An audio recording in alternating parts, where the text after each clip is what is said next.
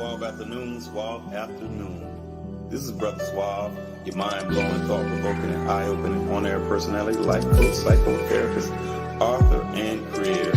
Hope you guys having a suavelous day. Yeah, and with that, let's commence to pay. Okay, I'm so suavelous, you so suavelous. Together we can fix the trauma that's befallen us. Divine social interactions remains marvelous. Mind-blowing, suavelicious talk, higher consciousness. But think, let not your hearts be troubled, Dr. Brother Suave. Divine light give you double. Greetings and suave evening. This is Dr. Brother Suave, your mind-blowing and thought-provoking and eye-opening on-air personality, life coach, psychotherapist, author, and creator, and your divine social therapist and host of Social Therapy with Dr. Brother Suave. Wow. Season 2, episode 7. Man, I'm so excited, man. Can you believe this? It's episode 7, season 2. Oh, man. You may not can hear it, but I am feeling sick. On Monday, I was just diagnosed with COVID. Yesterday was, I'm going to tell you, I had suaver days. Yesterday was just terrible. However, as I always say, I thank God for another day to get it right. I thank God for allowing me another day to see a day I never seen before. The symptoms that I'm experiencing, well, yesterday, that is, was just terrible. I was hot and cold. Man, I couldn't keep anything on my stomach. And then the blessing that I think, and I'm grateful for, was today, I feel I can talk. I feel 100% better. And so I did go out and get another COVID home test, because I took a home test, but then I went to the doctor today. And so tomorrow they're going to give me my results, because the home test said I was positive. So, man, I'm still, it's blessing. And see, the thing is, you remember when Michael Jordan, when he was playing, and I guess it was in the playoffs, it was in the championship, and he was dehydrated, he was feeling bad, and he muscled his way through. And I know, because he loved playing basketball, and he pushed his way through. So I realized that when you find something that you really, really love doing, you find some way to manage. Any other situations like regular work, you're not interested. You're like, listen, I'm not going to work. I'm not going to do it. I don't feel good, and I don't have the strength. But guess what? Somehow, because I love what I do, I'm mustering up the strength to do this show. I'm burning up right now. I'm hot in the inside, but guess what? I am motivated on the outside. And so this evening, we're going to continue with our series, I'm Proud of You, Black Man, Black Man's Dialogue during the month, the Mental Health Awareness Month. And so I'm really enjoying having these Black kings come on the show. They are motivating me, and they're empowering and educating and enlightening my audience, with these mind-blowing and thought-provoking and eye-opening situations and information. I love it. And I love creating a narrative where we can have positive Black men speak their truth, speak their reality, and speak to the masses. So hopefully we continue to be able to improve through these dialogues, our relationships with ourselves, our families, through self-love and relationships with our children and our community. So tonight, I'm going to be bringing on a licensed clinical mental health counselor. But before I go into that, I want to talk about 6 degrees of separation. Now, years ago, I lived in Atlanta. I was doing radio. I was just doing my things with the Black Women's Dialogue, and I just was really enjoying myself. And so I was putting together a TV show. So my musical guest was going to be this individual, rest in peace, Trav, but his name was Trav Wright. And the other person was Bridget Levy. And so I wanted them. So to make a long story short, just moving fast forward, years later, maybe 12 years, 13 years later, I moved to Charlotte. And so I was out in the community at this event. And the funny thing is, I met this individual. And guess what? This individual happened to be the first cousins of the brother Trav Wright. So without further ado, let's bring on the brilliant and not your average therapist, Damion Harmon. Welcome, brother. Welcome. Thank you. Dr. Brother Suave, gotta put that doctor in the front. I appreciate you having me, man. It's awesome. I'm looking forward to this. We've been waiting on this Yes. for a little bit, so I'm definitely excited about having this conversation, man. And it's crazy how we met each other, and then Yes. turn back around a couple of years later, finding out the connection, like you said, Yes. 50 degrees of separation, that we have, and that commonality and that person that that we love and lost. Matter of fact, it's been about a year ago now. Yeah. No, Yeah. about 6 months. About 6 months. Yes. But And it's one thing I could say, Damon. Oh, thank you, Gary. Thank you, Gary B. It is so good, should I say great, to represent yourself well 24 hours, 7 days a week. Because the same person who I am in public is the same person who I am in private. right, And my reputation of being that is consistent. And so here I am all these years. I met Trav in 2006, and I met you maybe in 2018, 19. That's a right, lot of years in between. right. And you guys are great brothers because y'all are like brothers. Y'all Yes, first cousins, but yes. and it's just incredible. And I'm just thank you. And the funny thing is, we in the same profession. Same profession. Yes, Yes, man. absolutely, absolutely. Yes. And one of the things I wanted to say is you're not the average therapist. One is I wanted to say that because it fits you, me to a T. Because guess what? When you look at the grand scheme of thing, about 76, I was just doing some research, 76.4 amount of therapists are white. And it's about 10.6% is Asian, and 6.3 is Hispanic and Latino, and 4.1% are Black. So when you look at things, it's a female saturated profession. In addition to, when you look at the two genders, Right, again, it's 75.6% women and 24.4% men. But guess what? It's only 4.1% Blacks totally. So guess what? So when you look at, we don't probably represent 1%. absolutely, And so when we absolutely. say we're not your average therapist, we're not your average therapist. And I love how you that's your thing. I love it, man. And it fits you to a T. Because when you look at things, and this is the question I wanted to ask you, and I know we just having small talk because we're not going to get into it. But when I just think about what's puzzled me was that it's like 3.5, for every 5 men, 3 of them prefer female therapists. But then when it comes to females, 9 out of 10 prefer men therapists. So Mm, like, I'm wondering, is that something because a lot of males are raised by females and they just feel comfortable talking to them?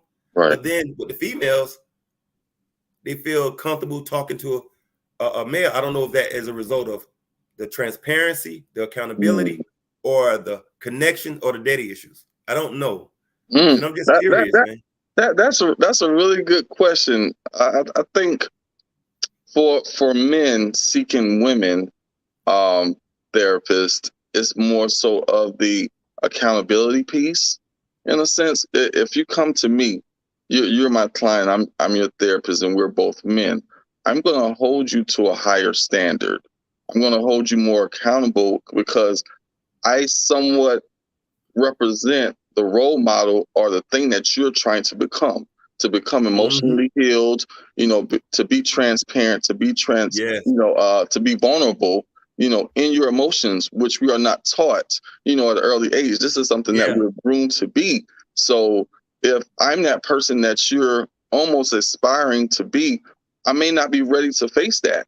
So going to a woman may be a little bit easier, and adversely, women who are already more emotionally intelligent than we are, just Mm-hmm. by cultural, societal standards and things like that, they're more so trying to understand our thought process as Yes. men to kind of get, the blueprint on how do I work well with the opposite sex? Absolutely. And How and, do and I the funny navigate thing, through systems, in yeah. society? Yeah. Well, that what actually research says is just that, being a host, I'm not going to say everything, but that's what research says. They're trying to actually hear the male's perspective. And so because again, they're putting in the work and trying to understand those dynamics. Right. Because one thing I noticed, one of the biggest things of preoccupation with women is marriage, relationship, and children. So when they're seeking out counseling, they're trying to understand how that man thinks. Right. And I think it will benefit us to do the same. Absolutely. You know, man, you don't understand. I'm so excited, man, to have you on, bro. You don't even understand, because it's like, we know each other, and then the thing is, we have somebody in common. Yeah. And then I was, and then the thing is, I would call that brother all the time, man. Because, I mean, I love that brother. You were blessed because y'all have a very talented, wonderful family. And it was just like, man. And the crazy and the great thing about, I'm not gonna say crazy, but the great thing about it, when he passed away, when he transitioned, I talked to many people. Many people reached out. Trav was very influential in a lot of people's lives. Yes. A lot. Yes. Whether that was in South Carolina, whether that was in Atlanta, Georgia, all around. But it really, really hit me, when you called me. Like you dialed me up, and the emotional transparency. So you was definitely like, that was my brother. That was your family, but that was my brother. And the tears, I can hear the tears, I can hear the emotion, in the conversation. And I got off the phone. I was like, I was in that space of grief, and to hear, someone that was also impacted, that wasn't family, but was family. You know what I mean? Like that really hit hard for me. That really was a good thing for me. It was refreshing, one, to have another man that wasn't my family to express, hey, whatever you need, I'm over here hurting as well. All of those things. It was definitely a blessing for you to call me and to give me that uplifting word, but also say, what, it's all right to not be okay. You're going through it. Hell, I'm going through it. I'm feeling it as well.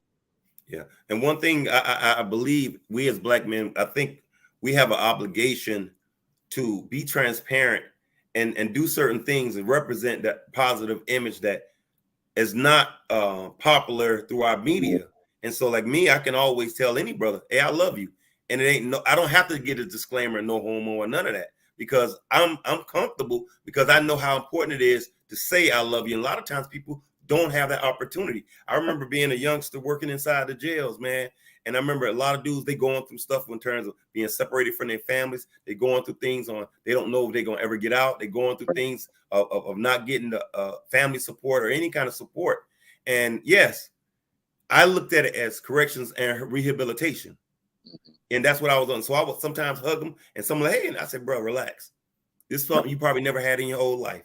And then, and I would create a dynamic in their head and then go out. And one of the things I think publicly, we have to be able to help brothers feel comfortable of saying I love you without it always have to be biological. You know what I'm saying? Right. And just be able to say it, because, that's why I'm always on this thing. I'm proud of you, Black man.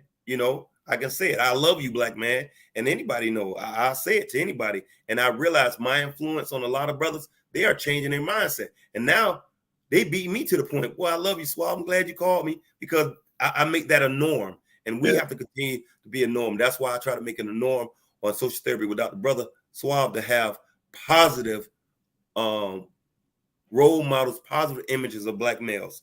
Right. So, man, thank you. Thank you. And again, you're not the average therapist, because you're in a position to change the lives of many. And I thank you for what you do. I appreciate it.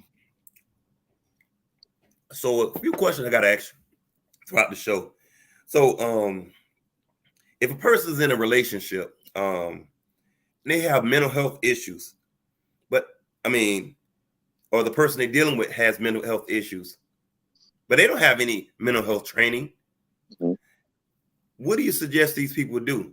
Because a lot of times people don't know about counseling, but you can see something wrong. So what's your recommendation? That's a sticky one. It really just depends on, one, the rapport that you have with that person.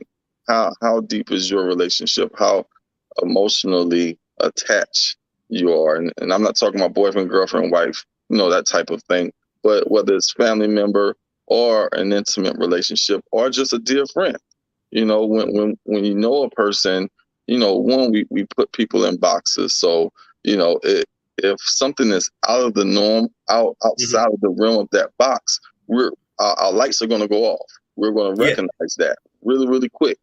And the beautiful thing of it is that if you are emotionally connected, that person is going to receive that information as great recommendation, great eye, great thing for you seeing me.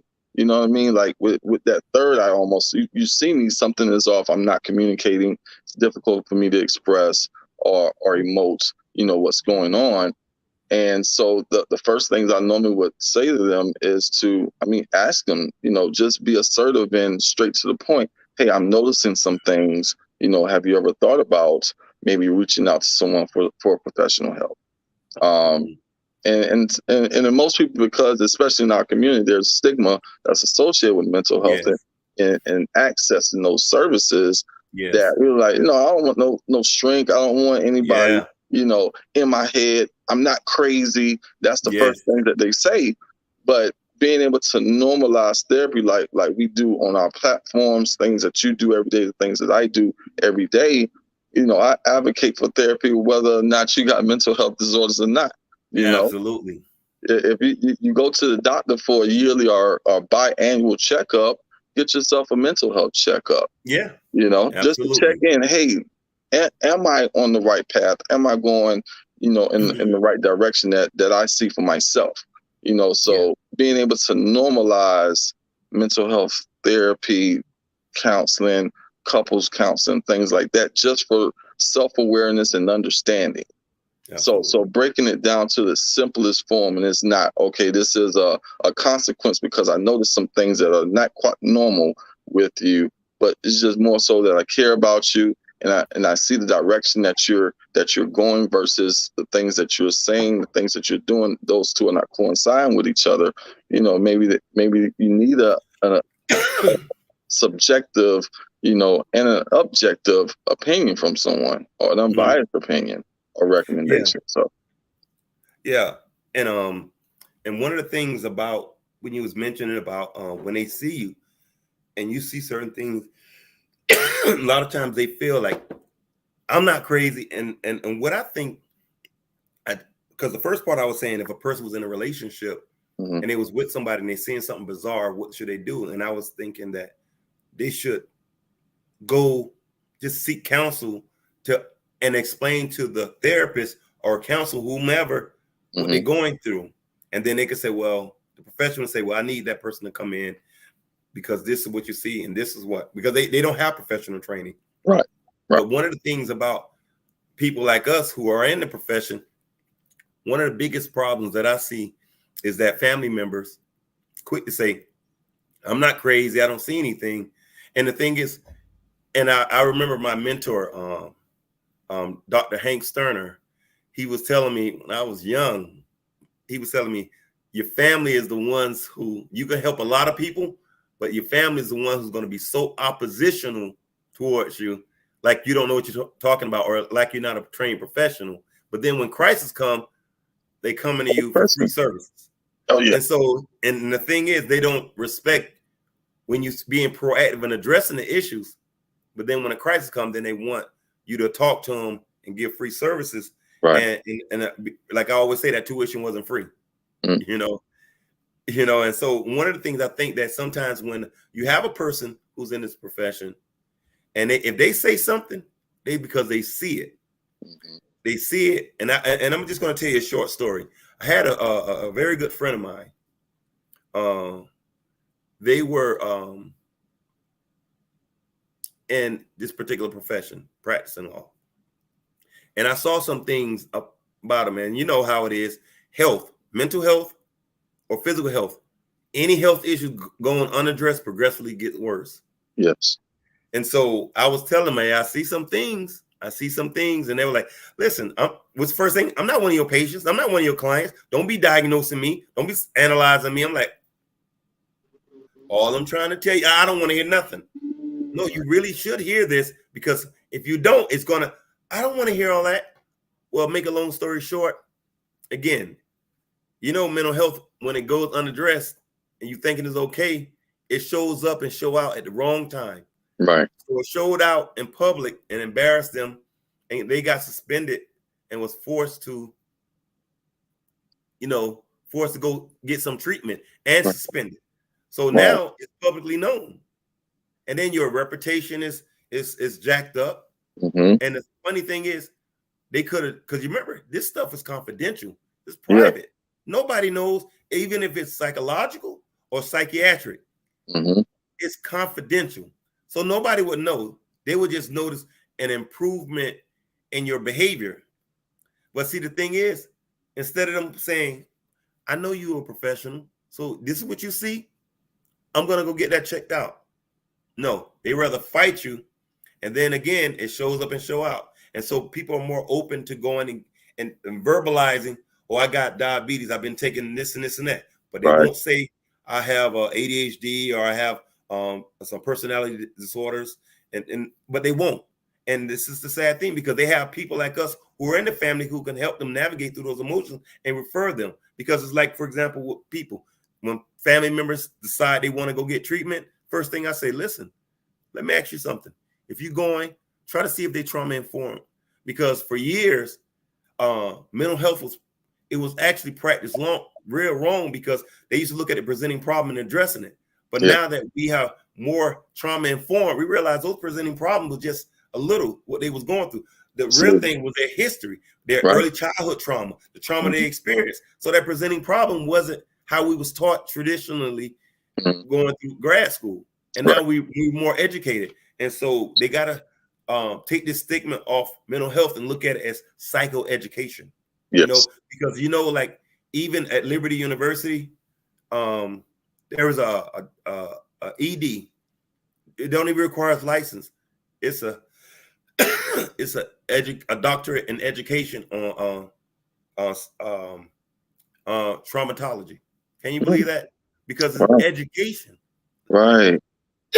So we've got to understand mental health, take it off and start realizing you're learning about yourself. You understand the dynamics of your relationships with your family, your community, and understanding systems and understanding how your body and your brain has been influenced negatively by the childhood trauma that you experienced. So it's just education. Absolutely. So, man, it's just powerful. And I think people like us, because it's a shortage, bro. Oh, definitely. I'm talking about they can hire 10,000 more of us and it still will be a shortage.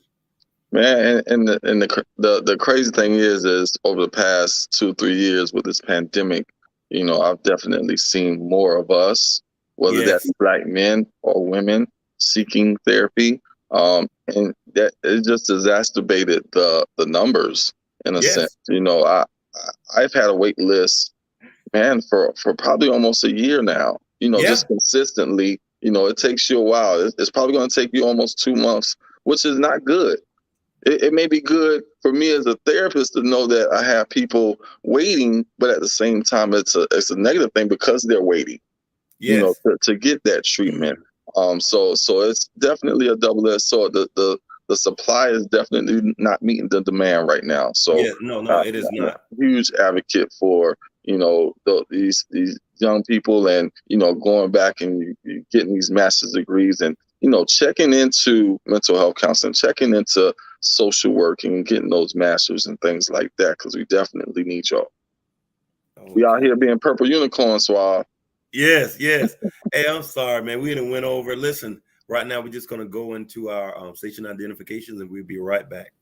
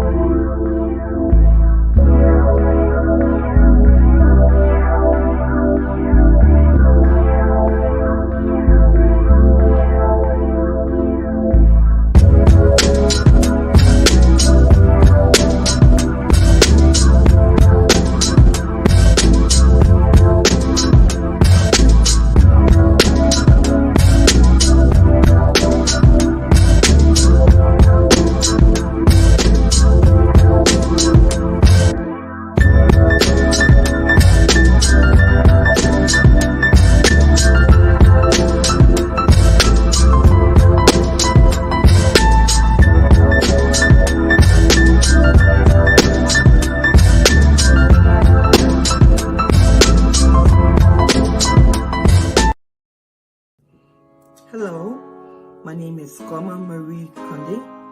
I'm a licensed marriage and family therapist and a certified trauma counselor.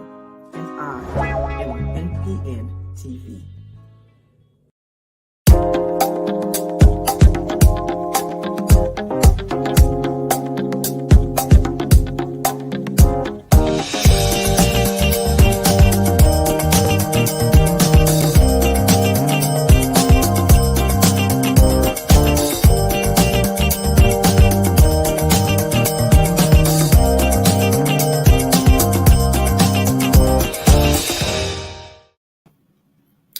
And we're back with social therapy with Dr. Brother Suave, our special guest, Mr. Damion Harden.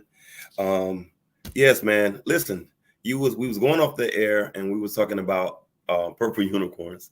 So listen, it's a mental health challenge question I have, and just a statement. You remember the movie Paid in Full? Mm-hmm. Okay, so I'm going to present it. So I want you to think about that movie. So what's your opinion with the struggle of a lot of black males who with the if I can't beat them, join them mentality? Because a lot of them have all the potential in the world. They're smart, they're intelligent, but they don't have resources. Right. So how do they fight these temptations? And like, that's a loaded question. I think if we had that answer, I think we'll be much further ahead. I think it's all connected. I think it's really the thought process, the perceptions that that we're basically ingrained. Whether that's in the academic system or in society, that you can really only make it out a certain way, whether you're playing sports or you're a dope dealer, you on the block or something like that. So when you're only presented with limited options, that reduces the resources dramatically that you feel like that you don't even have, which are available. The things that we know now have been available. It just now that it's easy as just typing it in right now. You can Google anything and you can pull up a resource. So it's really, like you said a few moments ago, is a psychoeducation. It's just knowing that it exists, knowing the power that you have within yourself, and what you speak, you can be. So if you only think that you can only be that dope boy, that's the only way that you can be successful. And me growing up in South Carolina, it wasn't the best neighborhood, not the best upbringing in a sense. You have to have certain people that see something in you to say, no, you can't do that. This isn't for you. We don't have that type of climate nowadays to where what they call them, the quote unquote OGs, see someone with that potential to make it out of their situation and say, nah, bro, you can't go over here on the block, get in those books, go on that football field, do what you do best. And that's going to take you further. But if you don't have that sense of hope, then you're going to, again, follow along with Rico and, all those guys that was in Paid in Full, and just say, what, let me go ahead and get that money like right now. Yeah. And that's sometimes when we find a lot of our black men conflicted, because they like, okay, I don't have no other resources, and I'm seeing them having nice things and I'm not. And so one of the things in my opinion, I always thought is, because I know organically, blacks, males or female, coming from the motherland, and how creative and artistic and dynamic and intelligent we are. And that's one thing what we do, is try to control the narrative and showing positive images on our network. And so one of the things I always think is, to anything that you see in society, you can say, nobody ever told me, but I can research and find out, is that something I want to do? Right. And so, because again, realities are not always negative. Mm-hmm. Even if we see on TV, we're like, okay, that's an actor. We see on TV a paramedic. Those are careers. Right. It's like, for example, I see a lot of times, even the way social media is now, you have a lot of people who don't have any formal education, but they're giving some great little quick tidbits on social media. And just imagine with training and some educational background, them people can have a whole bunch of clients because they're talented. Absolutely. And we have to try to our best. And that's why I always believe in mentoring, running cross and telling somebody, like people say, I want to help. I want to help. Well, you can help, but just want to tell you what you need to do to get training and to get credentials. So this is what you do. And they're like, oh, that's all? Yeah. Well, I don't have money, bro. Financial aid. Find something. And when you're coming out of communities where you don't have anything, that's the best opportunity to get a free education. See, one thing about the system is so strategic. When you have 2-parent households, there is no free education, and so we have so many people who come out of poverty and being in single-parent households. That's the number one advantage. You can take advantage. Say, hey, listen, I come out of single-parent households. I have 3 siblings. I'm the 4th. And listen, I don't have any money. They can get those grants and get a free education. Mm-hmm. And a lot of times they work in a particular field. They don't have to pay that money back. Right. And these are the things we have to tell people and let them know. And since so many people are for example, Black males, that purple unicorn, they can take full advantage of, because the reality is it's a shortage of black male therapists, shortage of Black therapists, period. Right. With that 4.1%, so we can share that with a lot of others and let them know, hey, you need to take advantage of what's going on right now. Mm-hmm. Absolutely. And so another question that I have for you on Damion is your experience working with clients. Who do you perceive to be more transparent when it comes to taking responsibility for the outcomes in their lives and in their relationships? Ooh, man, I've been doing this, over 15 years now. Yeah. And I guess I would say more recently, I see almost half and half, right? I don't see too many children. I see more young adults. Oh, by the way, my disclaimer, for your brand, you can be politically correct, but on our show, you don't have to be. Oh, I'm never PC.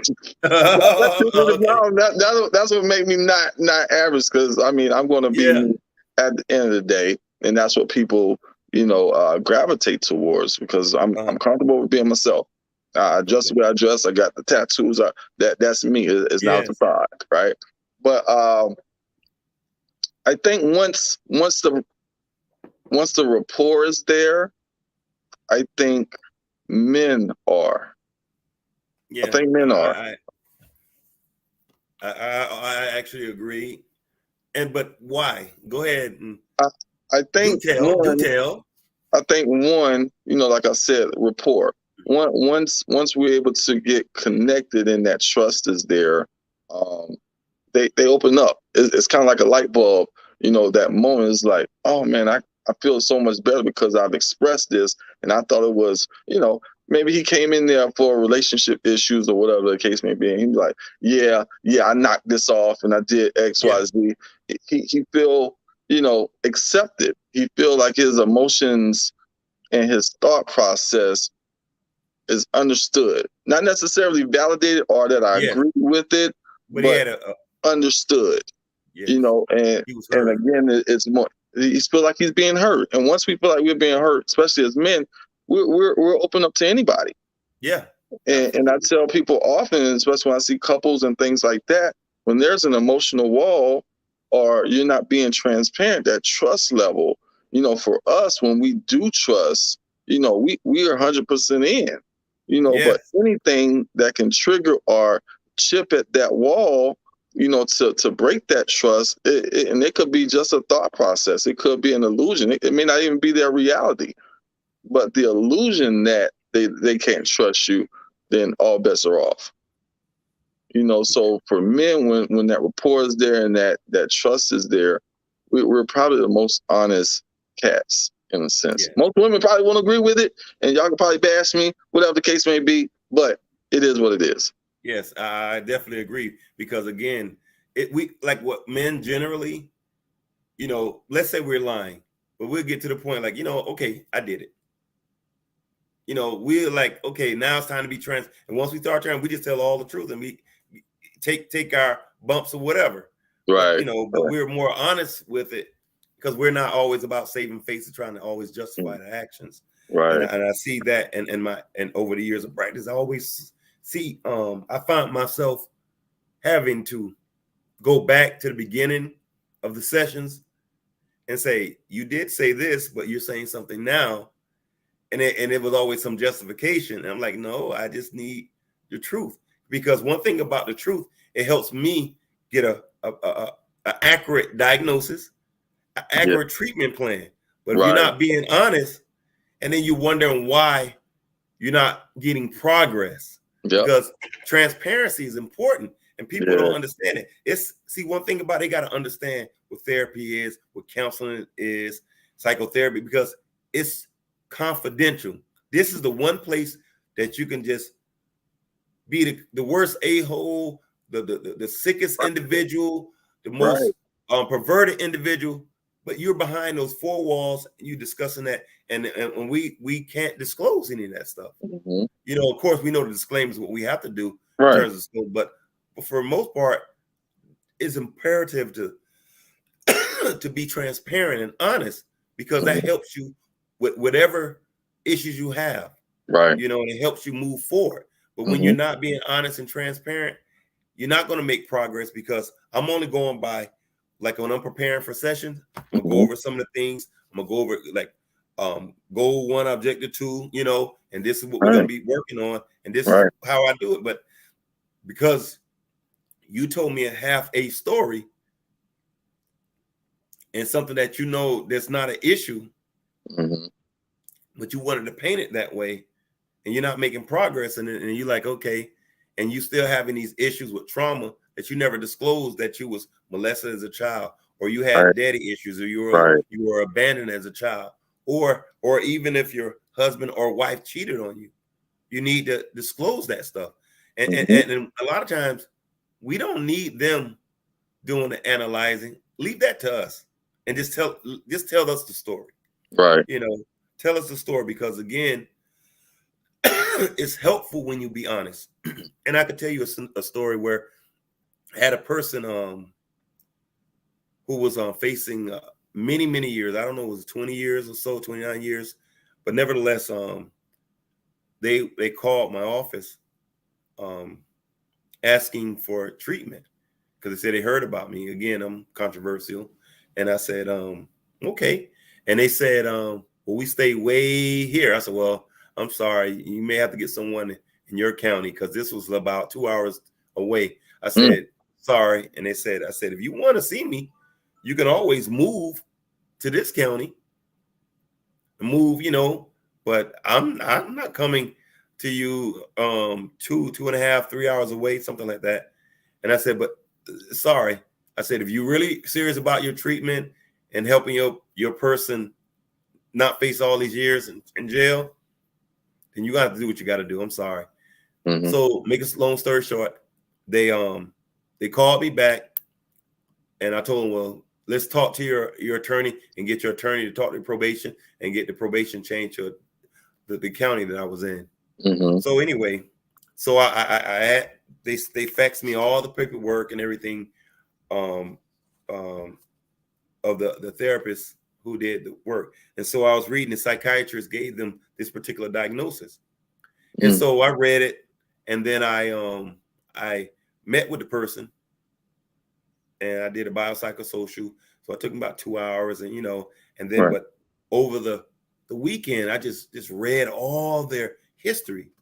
And then I did a session just to gather some more information, even though I could have gathered then, but I just wanted more. Because again, rapport building was important. So I gave the psychiatrist professional courtesy by calling them and telling them that I was changing the diagnosis. You know, and they said, "Are you crazy? What's going on with you?" I said, "No, because I'm sorry, your diagnosis is super inaccurate. Who do you think you are?" I'm like, whoa, calm down. You know, no, you crazy. I'm like, wait, are you serious? You I said, now you gonna make the old Balaka come out of me. And so I said, okay, well, fine. I said, and then I said, well, I hope you have something in this paperwork, once I finished reading, although I read it all, saying about this individual killing their father. Mm. He said, I know you crazy because this person didn't. I said, actually, they did, but you didn't build rapport, and therefore you didn't know anything about this, and therefore your diagnosis was wrong because this person has early childhood trauma, and a lot of stuff they should address. And this is why they have diabetes. They have all these health issues. In addition to all the trauma they're experiencing, this is why they got arrested, and this is why they're facing all this time. Right. But you didn't know that because you didn't take the time to get the information. Yep. And sometimes people need to understand how important psychoeducation is, trauma, and making sure that they do a good enough probing to get the vital information. Right. And you can't really, you can probe, but like you said, like there's that wall. You're not going to get all that information in that first session. You're not. You're not going to get it from previous reports because you don't know where that person was emotionally and mentally when they did that previous assessment. And it's something that I learned over, years of doing it. I don't even look at previous assessments until I've done my own, and then I match it up. Does it match up? You know what I mean? Like you said, I understand. Like you said this earlier. You're saying this now. Which one is more accurate? But you're always continuing to assess. As a therapist, as a clinician, you're always assessing. Because a lot of the symptoms, and you said this earlier, from a cultural standpoint, we may exhibit certain things, but because of the dysfunction, because of the trauma, we're not able to, focus, sustain attention. So we're automatically labeled as ADHD, when in actuality, we might have generalized anxiety disorder. Yes. You understand what I'm saying? So being able to take those additional looks as a clinician, as a culturally competent clinician, allows you to have that accurate diagnosis, which in turn, like you said, gives you an accurate treatment plan, which means that length of time as far as treatment is drastically reduced. Yeah. You shouldn't have to be in therapy for 5 years every week.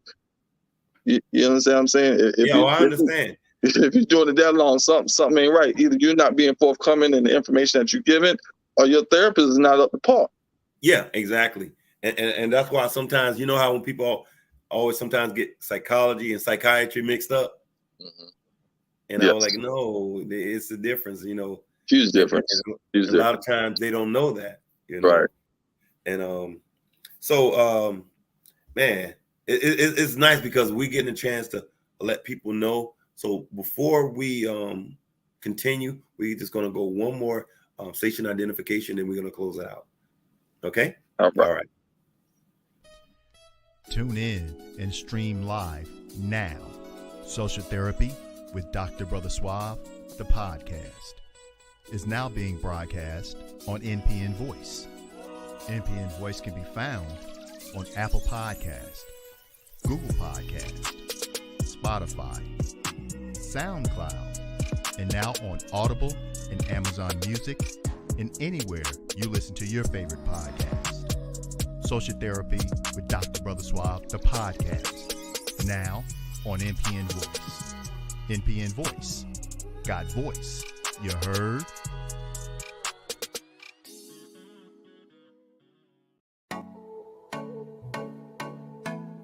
What's up, everyone? I'm Brandy the Disconnector, wife, show host, entrepreneur, investor, and ICS certified life coach, here to tell you that I'm on NPNTv, the network that is by us and for us. Lock in and let's get it.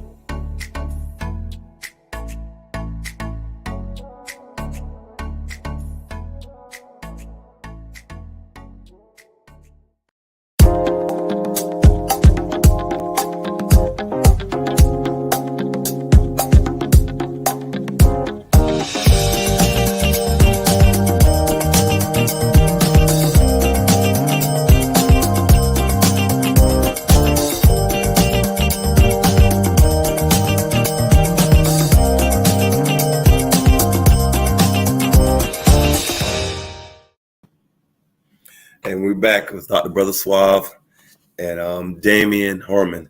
Listen, we got a few more minutes. Listen, I just want to try to get these couple of questions out, man. Mm-hmm. So, finances, financial stability. So I just want you to give some feedback on when we have couples that's financially stable and they're a couple, but they're masking their mental health issues.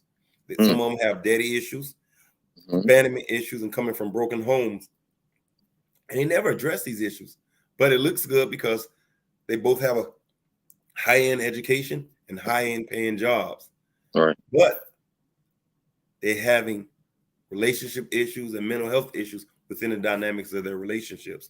So I just would like you to give some feedback on your experiences dealing with some of those issues, and how do you think it negatively impacts the Black family and absolutely. relationships? Right. Great question. Dealing with couples and just individuals that are high functioning, individuals that can go out into the workforce, corporate, whatever the case may be, do their 9 to 5 and perform, at a great high level, Yes. be very successful, financially stable, all of those things. And certain times, and there's been instances where I've done therapy with, people who are well off, you know what I mean? Like, and have done very well for themselves. But a lot of that drive that they have is due to that trauma. You understand what I'm saying? It's just a benefit. They're getting a benefit from a negative situation and making that negative situation work for them in a positive way. So that structure, that compulsivity, that obsessiveness that they may have, may allow them to be high performers because they have anxiety. They fear the worst. They fear failure. So they're going to cross every I, dot every T in a worldview, societal view, things like that. How people view them on the outside of their home is, more concerning for them. But when they get home, you're able to take that mask off. You're like, once you step inside the house, that real person comes out, and it's like, it's almost like you've been holding your breath all day, or like you're a fish out of water. And as soon as you get home, you jump back in the water, and you're yourself, and you're like you said, this asshole.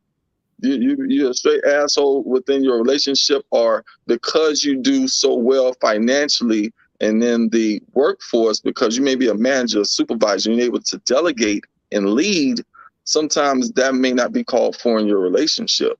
And you may start bumping heads, because if you got two alphas in a sense in a relationship, you're gonna bump heads if those conversations aren't being had, and those boundaries have been established within the relationship. So just because you do well outside of the home doesn't necessarily mean it correlates and translates to in the home.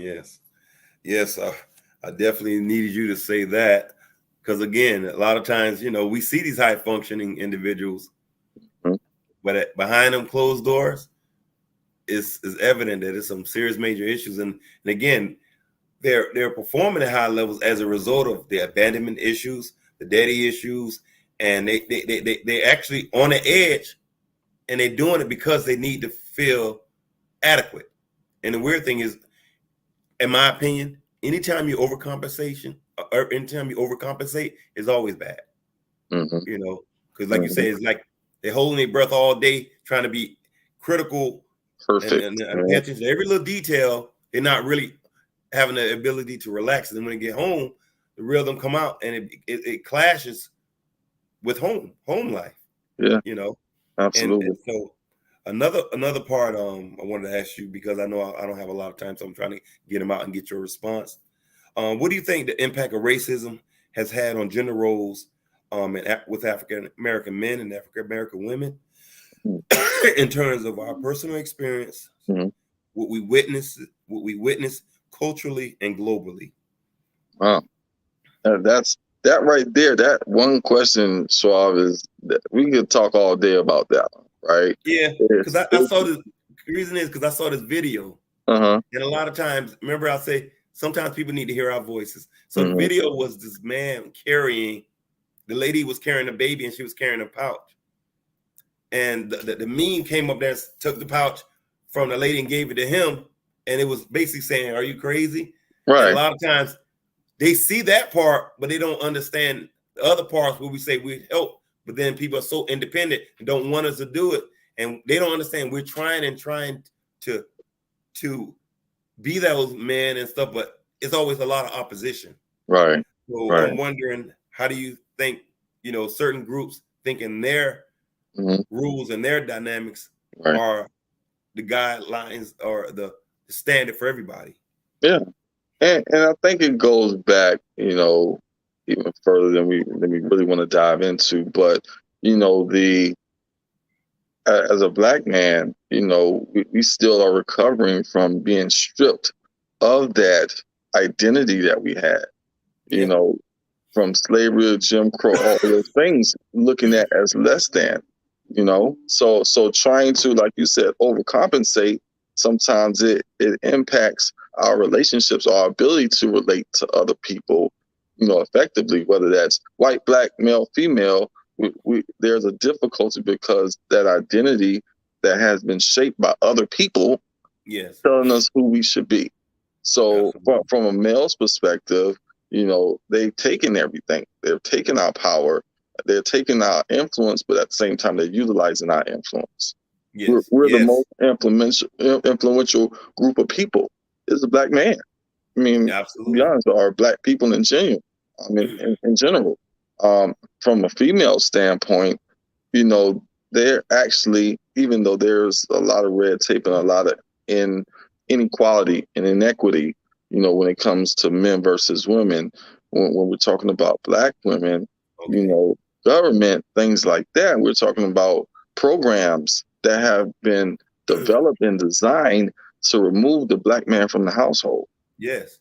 Whether you're talking about just welfare in general to where they made it now, that's not what it was initially for. But just the assistance and the resource that we were talking about earlier, there are way more resources Yes. for women than it is for men. Although we still have them, there are way more for women, for Yes. them to be Absolutely.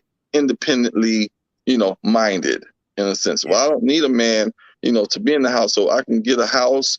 I can get this, I can get that without the help of a man. So taking away that black family, as a whole, that stripped our power.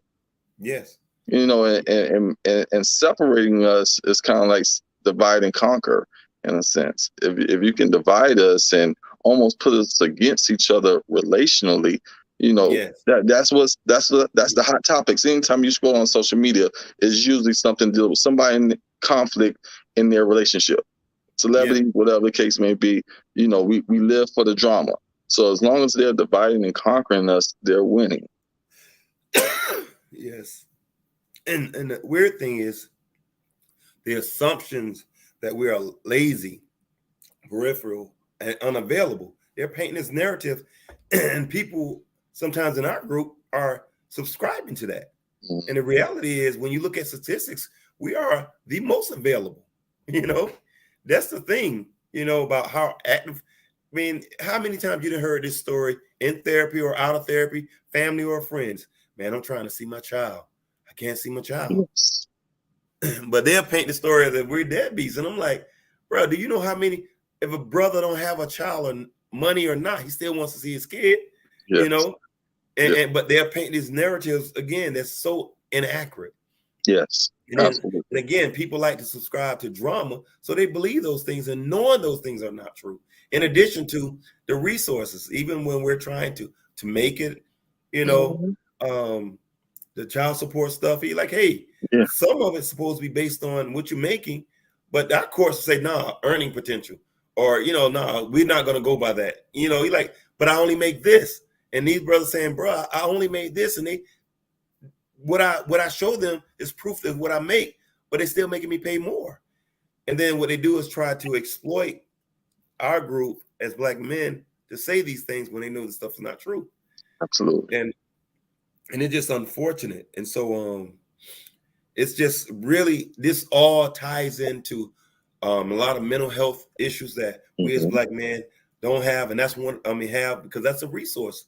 Because we have mental health issues, we deal with depression, we deal with anxiety, we deal with daddy issues, we deal with abandonment issues, we deal with broken homes, and we have these same issues, and we still got to navigate through this, and we have a whole system fighting against us. Absolutely. Even a system within a system. Yes. You know? Yes, absolutely. And it's just unfortunate, but listen, I'm happy. And so one of my last questions that I have for you is, how prevalent do you think that not having a father in the life of a young Black male has an impact on one's development as a man, and how does you think it impacts the dynamics in his relationships? Again, you're coming up with some good questions, Suave. Great questions.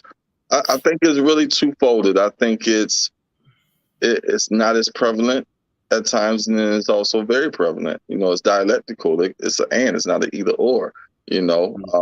Because, and the reason why I say this is, just because you may not have grown up with your father, having that support system, having that village of people, uncles, cousins, people that's outside of the home that can actually influence you in a positive way.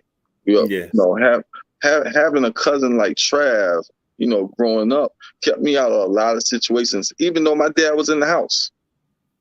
Looking at him and saying, man, I can be cool, I can get along with everybody, and I don't have to be out here on the block like a lot of my friends was.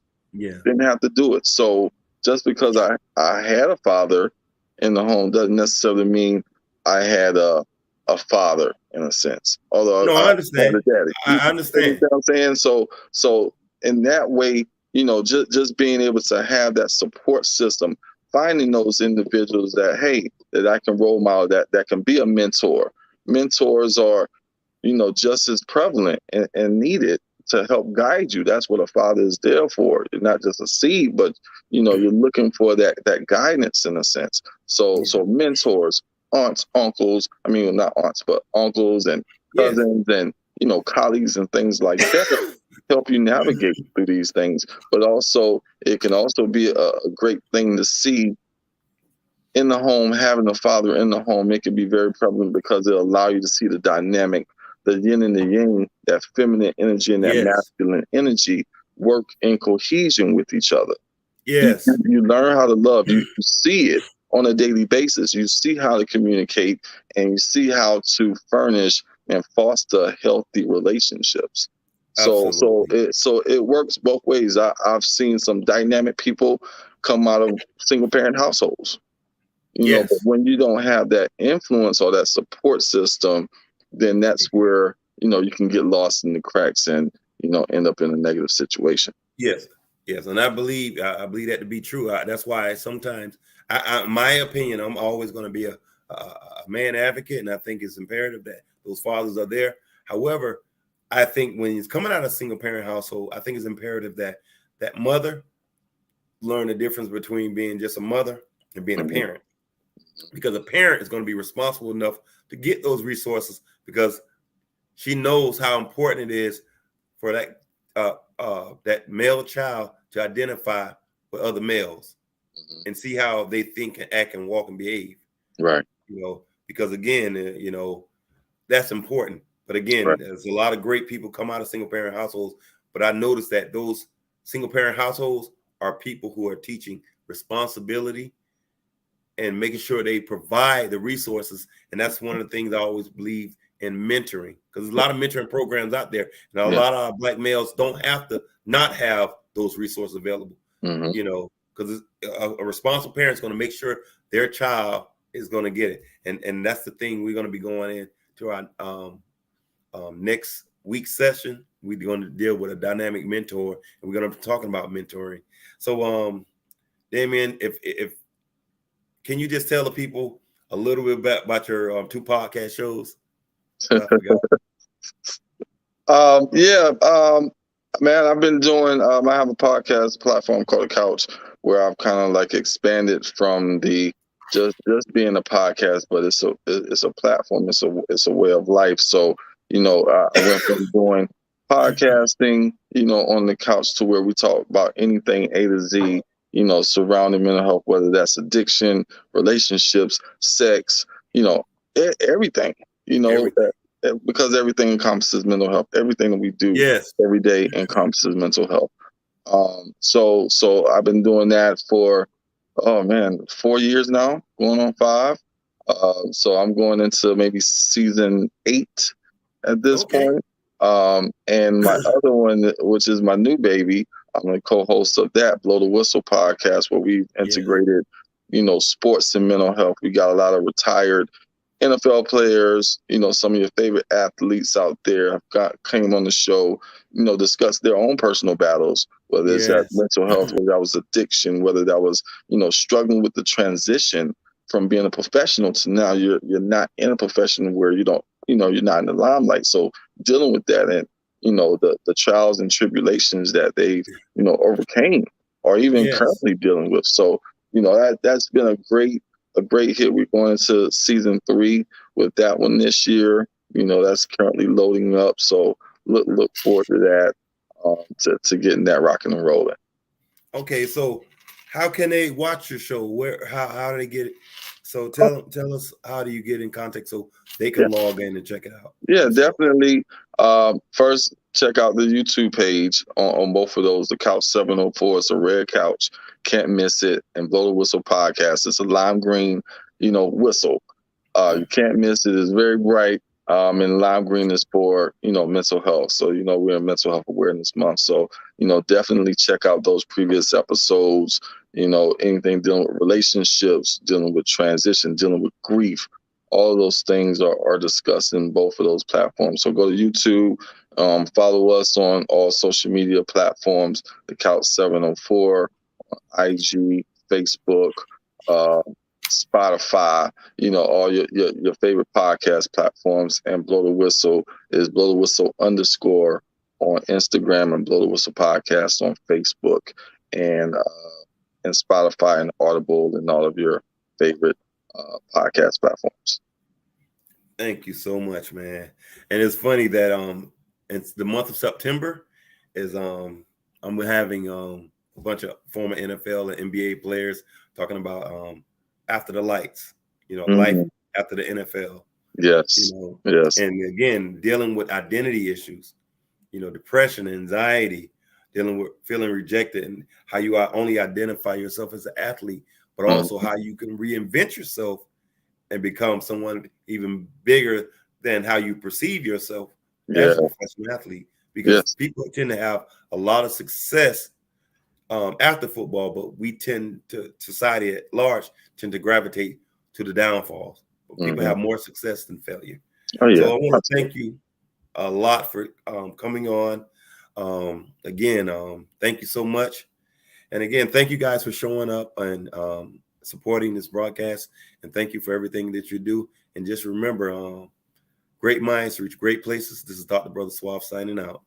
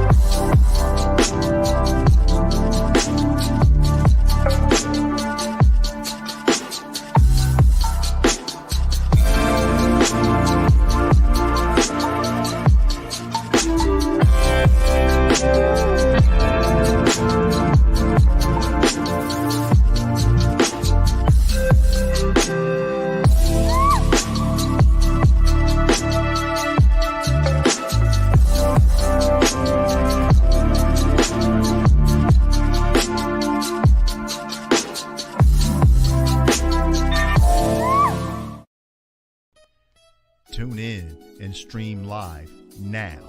Social Therapy with Dr. Brother Suave, the podcast, is now being broadcast on NPN Voice.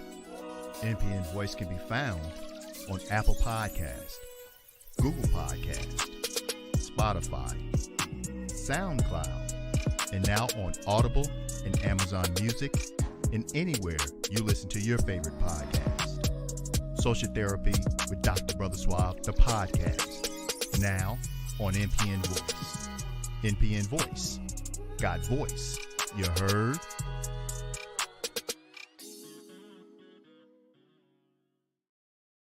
This program was made possible by Neighborhood Planet Broadcasting Systems, Neighborhood Planet Network, and from contributions to NPNTv from viewers like you.